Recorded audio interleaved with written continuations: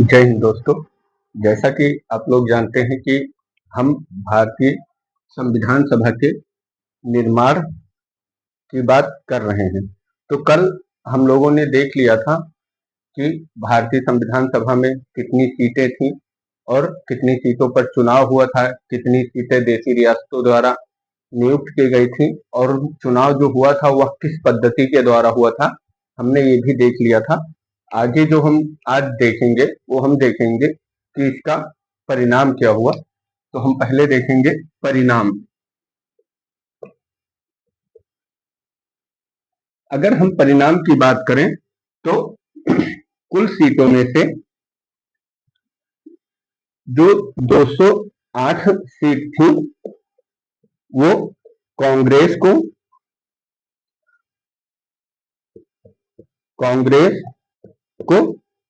और 73 सीटें यानी कि 73 सीटें मुस्लिम लीग को और 15 सीटें अन्य को प्राप्त हुई थी।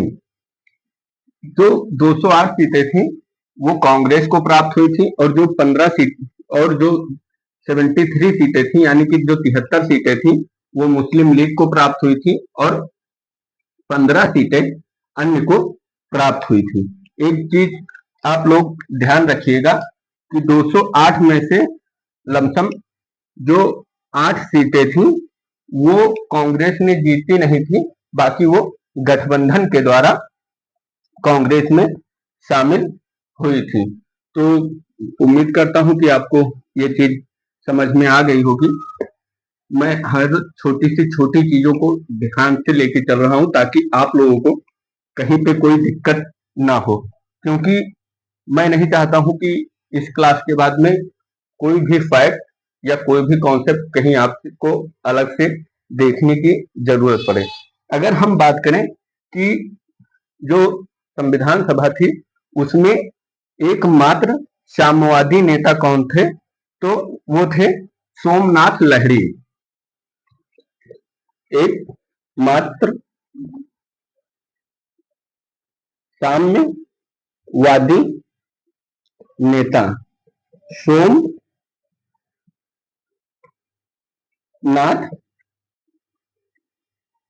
लहरी एकमात्र साम्यवादी जो नेता थे उसमें वो सोमनाथ लहरी थे। और एकमात्र जो आंग्ल भारतीय नेता थे वो थे फ्रैंक एचोनी।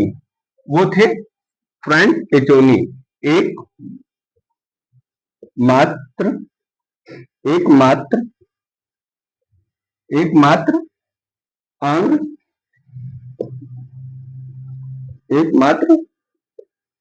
आंग्ल भारतीय नेता जो थे वो थे फ्रैंक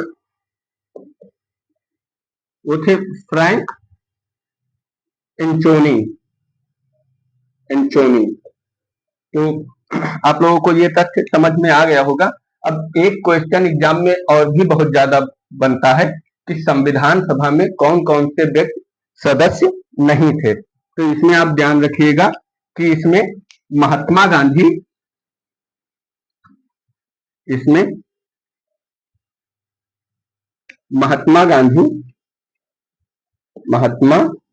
गांधी जो सबसे ज्यादा पूछे जाते हैं, तेज बहादुर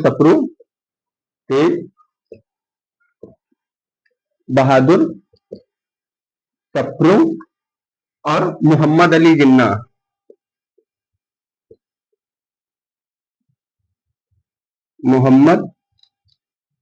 चलिए मैं शॉर्ट में लिख दे रहा हूं, मोहम्मद अली जिन्ना। ये व्यक्ति जो थे वो संविधान सभा के सदस्य नहीं थे। तो उम्मीद करता हूं कि आप लोगों को ये फैक्ट भी समझ में आ गया होगा। साथ साथ में कभी भी आप वीडियो देखिएगा तो प्लीज लिखते चलिएगा, क्योंकि ये फैक्ट आपको हो सकता है कि हर जगह ना मिले। क्योंकि मैं बहुत सारी जगहों से पहले खुद पढ़ता हूँ, उसके बाद में मैं वीडियो आप लोगों के पास में लेके आता हूँ।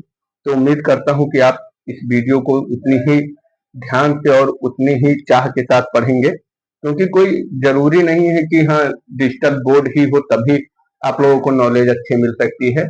व्हाइट बोर्ड पे भी नॉलेज अच्छी मिल सकती है, और मैं इस बात का आप लोगों को विश्वास दिलाता हूँ। तो आगे जो हम देखने जा रहे हैं वो हम देखने जा रहे हैं संविधान सभा का विभाजन, क्योंकि आप लोग जानते हैं कि जब कांग्रेस ने 108 सीट एक कांग्रेस ने जब कांग्रेस ने जब 200 माफी चाहता हूँ, हाँ कांग्रेस ने जब 208 सीट जीती तो बहुत सारे क्षेत्रों पे, बहुत सारे राज्यों में कांग्रेस की ही सरकार बनी। इससे मुस्लिम लीग को लग गया कि कांग्रेस का ही अब वर्चस्व भारत में रहने वाला है। और एक क्वेश्चन जो बहुत ही ज्यादा पूछा जाता है कि किसने ये कहा था कि कांग्रेस कांग्रेस कांग्रेस ही संविधान सभा है और संविधान सभा ही कांग्रेस। ये कई बार पूछा जा चुका है, तो आप लोग इसका ध्यान रखिएगा। इसे ग्रैनविल आइंस्टीन ने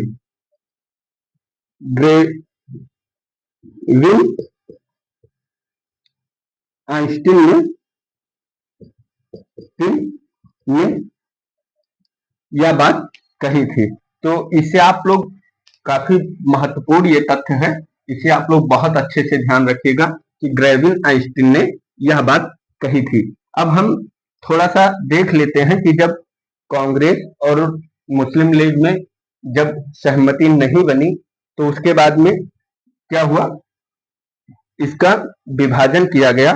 तो विभाजन के बाद में कुल 289 सीटें बची थी। 289 सीटों में से जो 226 सीट थी वो थी ब्रिटिश क्षेत्र से, और जो 70 सीटें थी वो देशी रियासतों से थी, देशी रियासतों से थी। और जो 3 सीटें थी, 3 सीटें कम्युनिस्ट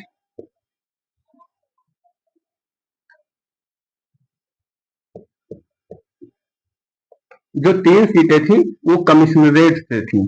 कमिश्नरेट का मतलब आज के डेट में हम केंद्र शासित प्रदेशों से जोड़ सकते हैं। जैसे केंद्र शासित प्रदेशों में आज भी राज्यपाल या राष्ट्रपति के द्वारा नियुक्त किया गया व्यक्ति शासन करता है, उसी प्रकार से उस वक्त कमिश्नरेट भी हुआ करती थी। तो उम्मीद करता हूं कि आप लोगों को ये चीजें समझ में आई होंगी। अब सबसे बड़ा सवाल उठता है कि संविधान सभा में जो हस्ताक्षर हुए थे उसमें कितने लोगों ने हस्ताक्षर किया था। तो 284 लोगों ने हस्ताक्षर किया था। और इसमें 15 इसमें जो है उसमें हमने आप लोगों को बताया था कि संविधान सभा में कुल महिलाओं की संख्या जो थी वो 15 थी, लेकिन हस्ताक्षर के समय सिर्फ 8 महिलाओं ने ही इस पे हस्ताक्षर किया था। ये सब छोटी छोटी बातों को आप लोग बहुत ध्यान से देखिएगा, क्योंकि ये सब चीजें हैं जो अक्सर हमें फंसा देती हैं। और मैं इसमें आप लोगों को एक कॉन्सेप्ट और भी बताना चाहूंगा, एक थोड़ा सा फैक्ट और भी मैं आप लोगों के पास रखना चाहूंगा। वो है कि किस राज्य से कितने सदस्य थे। तो मैं 1-2 राज्यों का लेके आया हूँ, क्योंकि बहुत ज्यादा लेके आऊंगा तो थोड़ा वीडियो लंबी हो जाएगी। तो अगर हम बात करें यूपी से, तो यूपी से 5 सदस्य थे, और बिहार से 1 सदस्य थे, और महाराष्ट्र से यानी कि उस समय के बॉम्बे से एक सदस्य थे। तो इस चीज को भी आप लोग ध्यान रखिएगा। और ये फैक्ट और है कि एकमात्र मुस्लिम महिला, एकमात्र जो मुस्लिम महिला थी वो कौन थी? तो एकमात्र मुस्लिम महिला जो थी वो थी बेगम, वो थी बेगम इजाज, बेगम इजाज रसूल। जो एकमात्र मुस्लिम महिला थी वो थी बेगम इजाज रसूल, और ये उत्तर प्रदेश से थी। इसलिए जो यूपी पीसीएस का एग्जाम है या अदर एग्जाम है एसएससी के, उसमें ये बहुत ही महत्वपूर्ण हो जाता है। अब हम थोड़ा सा देखते हैं संविधान सभा की बैठक, जो कि हमारे लिए बहुत ही महत्वपूर्ण है। तो अगर हम संविधान सभा की बैठक की बात करें, थोड़ा सा माफी चाहूंगा आप लोगों से, जो अगर हम संविधान सभा की बैठक की बात करें तो फर्स्ट बैठक जो हुई थी वह हुई थी 9 दिसंबर 1946 को, 9 दिसंबर 1946 को। और इसमें अस्थायी अध्यक्ष,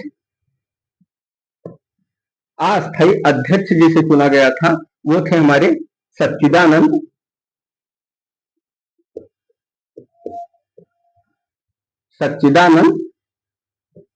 सिन्हा। इसमें जो अस्थायी अध्यक्ष चुना गया था वो थे हमारे सच्चिदानंद सिन्हा जी। अब बात आती है कि पहली बैठक में कुल कितने लोग सदस्यों ने हिस्सा लिया था? तो पहली बैठक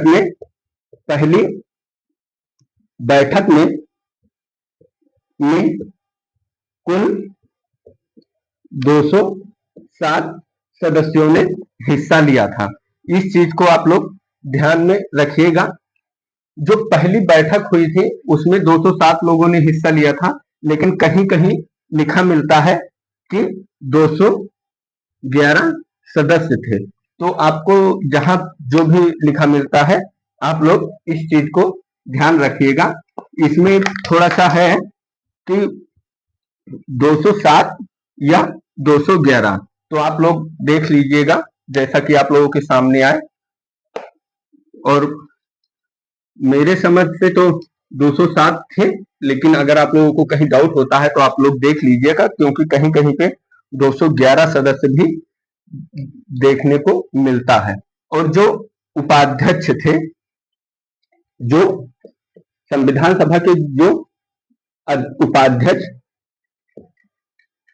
उपाध्यक्ष थे वो थे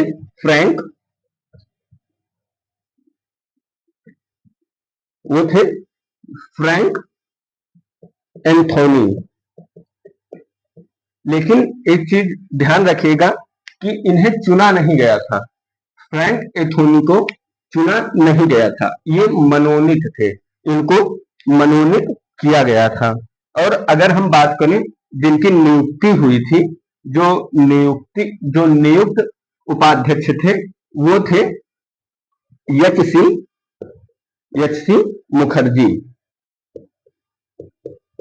देख लीजिएगा, कहीं भी आप लोगों को कोई डाउट होता है तो आप लोग मुझे कमेंट बॉक्स में बता सकते हैं।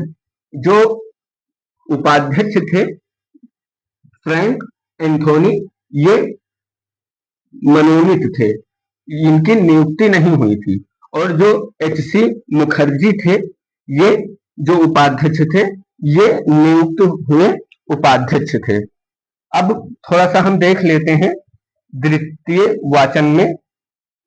तो द्वितीय वाचन में जो हुआ था 10 दिसंबर 1946 को, 10 दिसंबर 1946 को जो द्वितीय वाचन हुआ था वह हुआ था 10 दिसंबर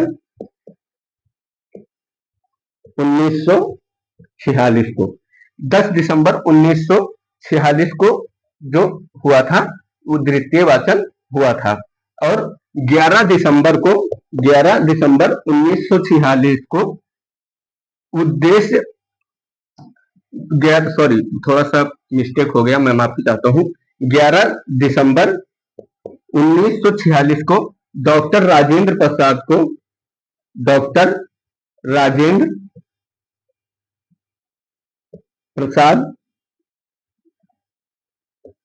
प्रसाद को डॉक्टर राजेंद्र प्रसाद को अस्थाई अध्यक्ष के रूप में अस्थाई एक मिनट अस्थाई अध्यक्ष अध्यक्ष के रूप में नियुक्त किया गया था। और ये कई बार कई जगहों पे कई एग्जामों में पूछा भी जा चुका है, तो इस चीज का आप लोग ध्यान रखिएगा। 11 दिसंबर 1946 को डॉक्टर राजेंद्र प्रसाद जी को अस्थाई अध्यक्ष के रूप में चुना गया था। और 12 दिसंबर 1946 को उद्देश्य प्रस्ताव को लाया गया था। मैं 11 लिख दिया है गलती से। 12 दिसंबर 1946 को उद्देश्य प्रस्ताव को लाया गया था। 12 दिसंबर 1946 को उद्देश्य प्रस्ताव को लाया गया था। और 13 दिसंबर, मैं यहीं पे थोड़ा सा बदल दे रहा हूं ताकि लिखने में ज्यादा टाइम ना जाए। 13 दिसंबर 1946 को उद्देश्य प्रस्ताव को संविधान सभा में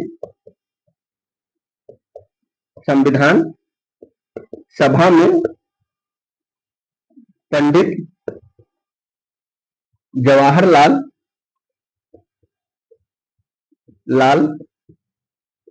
नेहरू द्वारा पेश किया गया था। पंडित जवाहरलाल नेहरू द्वारा पेश किया गया था। अब हम थोड़ा सा समझ लेते हैं कि उद्देश्य प्रस्ताव था क्या, क्योंकि ये जानना हमारे लिए बहुत ही महत्वपूर्ण है। उद्देश्य प्रस्ताव जो था, इसमें वह बातें लिखी गई थी। उद्देश्य प्रस्ताव, इसमें वह बातें लिखी गई थी कि हमारे संविधान की जो नींव होगी, उसे बनाने का जो क्षेत्र होगा कि हमें किस किस क्षेत्र में रह के और किस किस प्रकार से भारतीय संविधान की को निर्माण करना है, उसकी राह दिखाने का जो कार्य करता था, वो उद्देश्य प्रस्ताव ही करता था। यानी उद्देश्य प्रस्ताव को ही संविधान सभा के निर्माण की जो नींव मानी जाती है, वो उद्देश्य प्रस्ताव को ही माना जाता है। अब हम थोड़ा सा देख लेते हैं प्रारूप समिति के बारे में, क्योंकि यह भी बहुत ही महत्वपूर्ण है। प्रारूप समिति प्रारूप समिति प्रारूप समिति इसे 23 अगस्त 1947 को लाया गया था। प्रारूप समिति को 23 अगस्त 1947 को लेके आया गया था। और इसके अध्यक्ष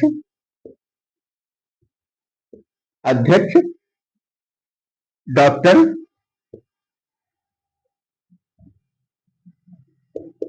भीमराव अंबेडकर डॉक्टर भीमराव अंबेडकर जी को इसका अध्यक्ष नियुक्त किया गया था। जैसा कि आप लोग जानते हैं, डॉक्टर भीमराव अंबेडकर जी को इसका अध्यक्ष नियुक्त किया गया था।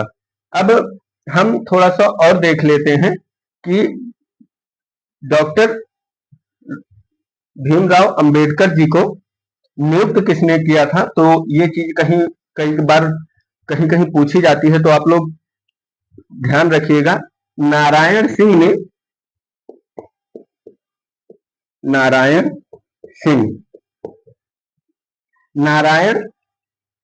सिंह ने इनकी नियुक्ति की थी। तो इस बात को आप लोग ध्यान रखिएगा। अब हम थोड़ा सा और देख लेते हैं कुछ चीजें कि इसके वाचन जो हुए थे उसको हम थोड़ा सा देख लेते हैं।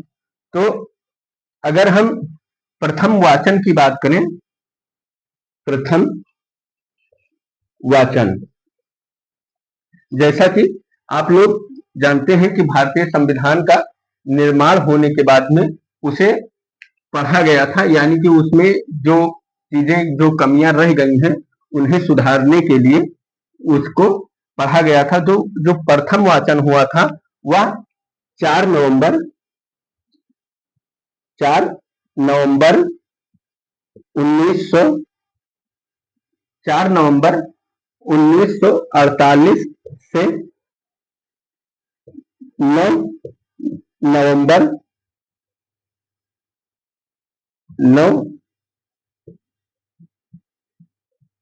1948 तक प्रथम वाचन चला था और यही वाचन था जो सबसे छोटा वाचन था। इस बात को अभी आप लोग ध्यान रखिएगा। और जो द्वितीय वाचन था, द्वितीय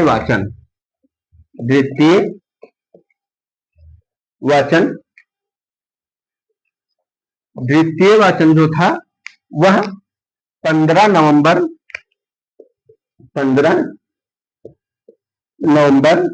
1948 से 15 नवंबर 1948 से 17 अक्टूबर 1949 17 अक्टूबर 1949 तक चला था। आप लोग इस चीज का ध्यान रखिएगा कि ये जो वाचन थे इसमें संविधान सभा को पढ़ा जाता था, इसकी कमियों में या कमियों को दूर किया जाता था, इसमें सुधार किए जाते थे और इसे जनता के पास, संविधान सभा के पास में रखा जाता था और जहां पे लगता था कि हाँ यहाँ पे संशोधन होना या यहाँ पे सुधार करना जरूरी है, उसमें सुधार किया जाता था। तो उम्मीद करता हूं कि आपको द्वितीय वाचन भी समझ में आ गया होगा। तृतीय वाचन जो इसका हुआ था, तृतीय वाचन वह हुआ था 14 नवंबर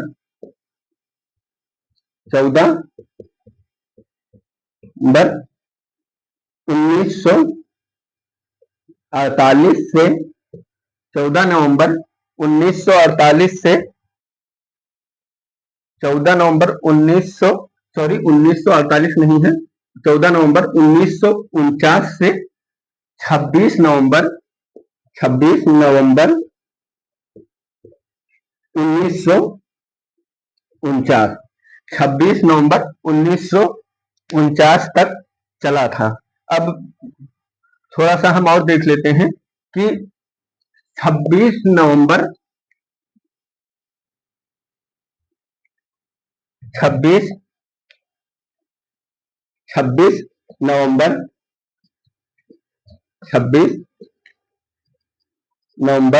1949 को संविधान को आंशिक रूप से अपनाया गया था। अब ये आंशिक रूप से अपनाने का क्या मतलब है?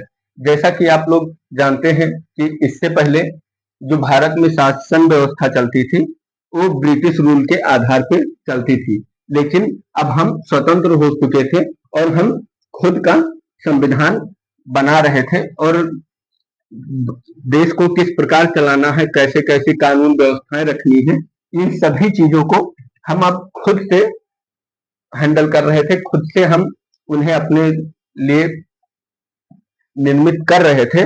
तो जो इसका जो इसे हमने आंशिक रूप से अपना लिया। आंशिक रूप से अपनाने का जो सबसे महत्वपूर्ण कारण था, तो पहला था तो नागरिकता से संबंधित, जो बहुत ही महत्वपूर्ण माना जाता है वह था नागरिकता से संबंधित। जैसा कि आप लोग जानते हैं कि जब 1947 में भारत का विभाजन हुआ तो भारत दो देशों में टूट गया, भारत और पाकिस्तान। तो सबसे बड़ी जो भारत के सामने जो सबसे बड़ी दिक्कत थी वह यही दिक्कत थी कि किसे हम भारत का नागरिक माने और किसे हम भारत का नागरिक ना माने। और जो दूसरा आंशिक रूप से अपनाने का जो सबसे महत्वपूर्ण कारण था वो था कि चुनाव आयोग की नियुक्ति, क्योंकि भारत का निर्माण ही एक लोकतांत्रिक देश के रूप में हुआ था। तो अब लोकतांत्रिक देश के रूप में हुआ है तो इसको चलाने के लिए एक सरकार होनी चाहिए। अब सरकार होने की जो सरकार का जो चुनाव कराएगा उसके लिए हमें जरूरत पड़ती है चुनाव आयोग की, चुनाव आयोग की। तो चुनाव आयोग का होना जरूरी है, उसके बाद में ही तो चुनाव हो सकते हैं। तो चुनाव आयोग की नियुक्ति और नागरिकता और ऐसे कई सारे उद्देश्य थे जिसके लिए इसे आंशिक रूप से अपनाया गया था। और इसमें कुल 16 अनुच्छेदों को कुल 16 अनुच्छेद कुल 16 अनुच्छेदों को 1949 में अपनाया गया था।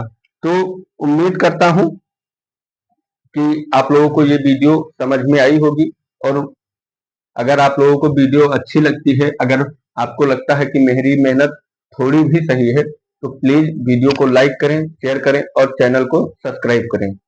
मिलते हैं अगले वीडियो में, तब तक के लिए जय हिंद।